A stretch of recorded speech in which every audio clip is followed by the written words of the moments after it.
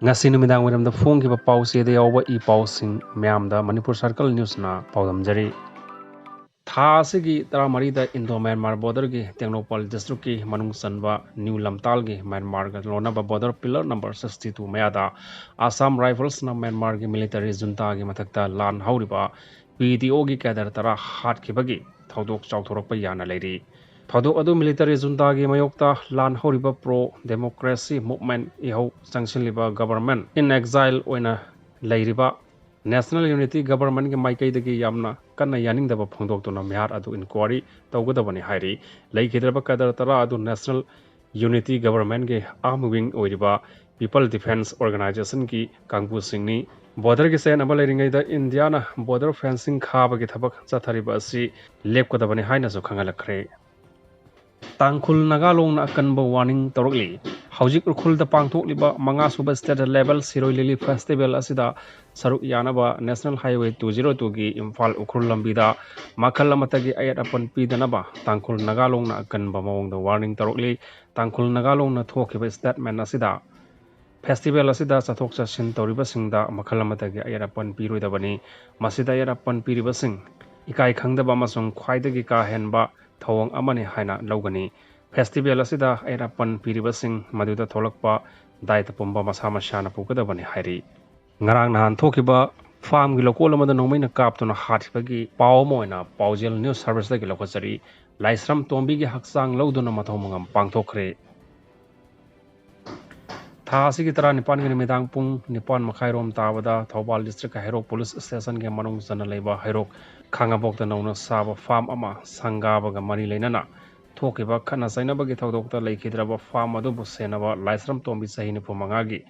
haksang ngase janems ke hospital da post matem toraba matungda imung manungna loduna aroiba mathomangam pangthokre myat adu da senariba farm adu gi mapu ningthaujam rasnikanta sahi ni phumari Apo ko leikidraba ningthaujam Menjor police na faduna judicial custody da leiri ngarang JSC amadi emung manunggi mioi sing yauna Hairok police station da waris hanaduna yanaba purakpadagi ngasi ayuk leikidraba tombi gi haksang adu laukibani hari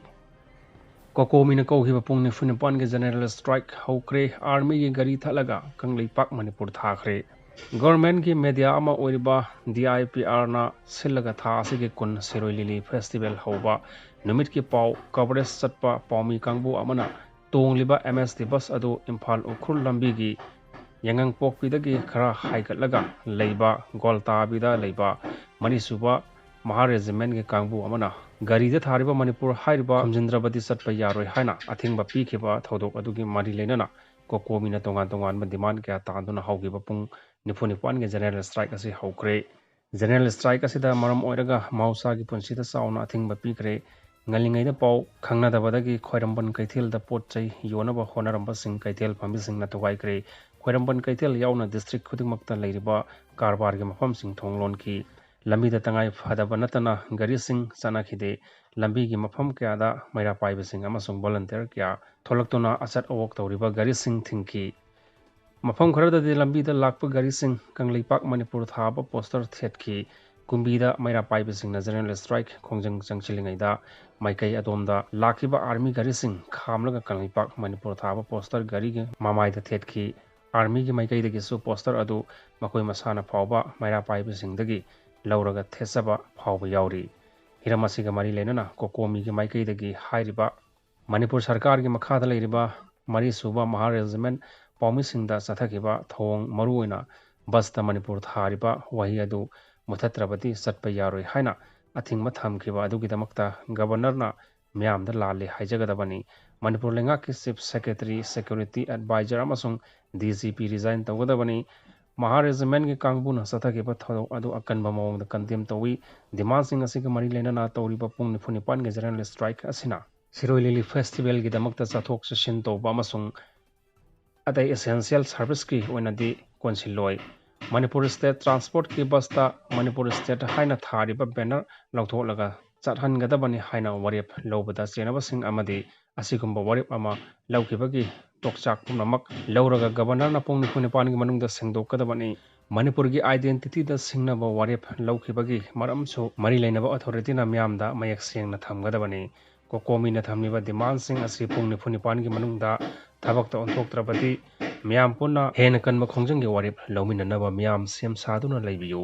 ꯃꯈꯥ ꯇꯥꯕ ꯀꯔꯤ ꯈꯣꯡꯖꯪ ꯆꯪꯁꯤꯟꯒꯅꯤ ꯍꯥꯏꯕꯗꯨꯁꯨ ꯀꯣꯀꯣꯃꯤꯅ ꯑꯊꯨꯕꯗ ꯂꯥꯎꯊꯣꯛꯀꯅꯤ꯫ ꯂꯣꯏꯅꯅ ꯃꯅꯤꯄꯨꯔꯒꯤ ꯄ꯭ꯔꯁꯤꯗꯦꯟꯅ ꯂꯧꯊꯣꯛꯀꯗꯕꯅꯤ